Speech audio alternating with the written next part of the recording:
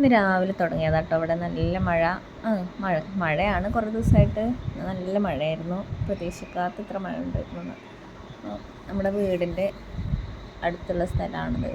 റോഡാണ്, ഫ്രണ്ടിലെ റോഡാണ്. സൈഡിൽ തെങ്ങും തോപ്പൊക്കെയാണ്.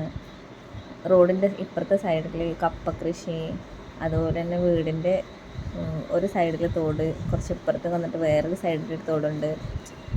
ശരിക്കും നോക്കുകയാണെങ്കിൽ 3 ഭാഗമായിട്ട് 3 ഏരിയയിൽ തോടുകളുണ്ട്. അതിൻ്റെ സെൻറ്ററിലാണ് കേട്ടോ ഞങ്ങളെ വീട്.